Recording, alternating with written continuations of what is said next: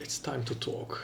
Immutable objects cannot be modified after their creation. For example, string is an immutable object. Let's just learn how to create one.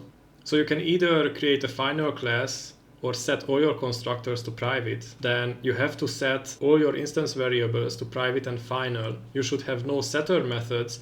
And the last two criteria are a bit more nuanced. Be careful with the mutable objects that can be referenced by the user.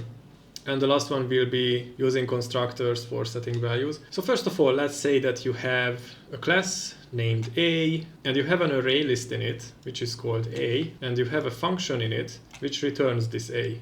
And this would be a bad example. Even if you follow the steps of creating this final class, setting this variable to private and final, the return value here is going to cause some problems. And we are going to have variables C and D. So they are all going to have access to our list. Here's the code, and we have three classes in here.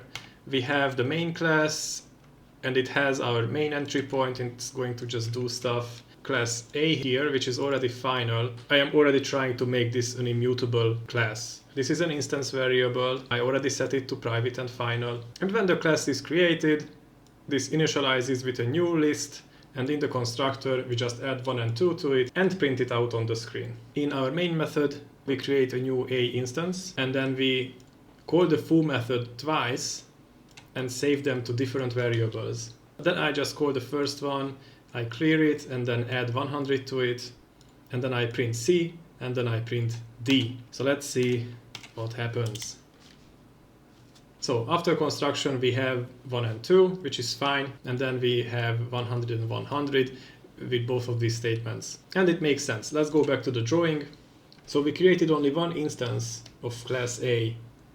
And both C and D reference the list because the foo function returns our list in the class.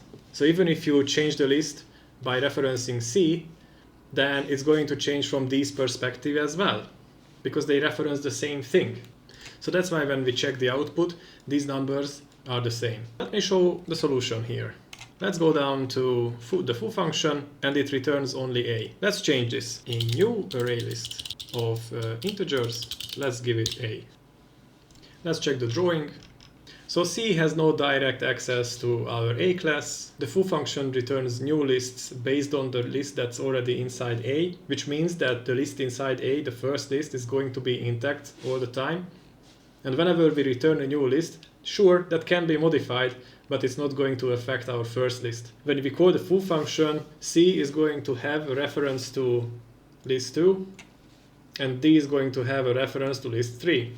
And all of these lists are based on the first list. So let's run the program once again.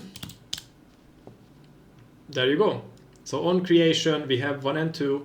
We change C, and then we check it out. But in that case, only the second list changes, and we just list the second list out. We didn't change anything about D, which means that when I print it out, it's going to be a copy of list 1, and it's represented here.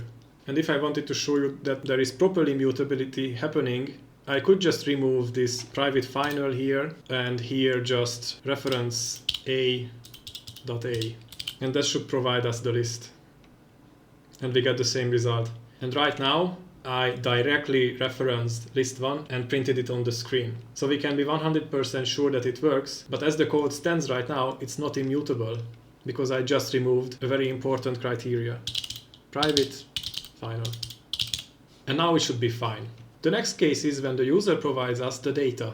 Let's check the drawing. So here we have some data we provided to the constructor of our class. It's going to provide a connection between the list and our data reference, and that's the thing that's going to cause us some problems. So we have our data, we create an array list on the heap, and we have this reference to that.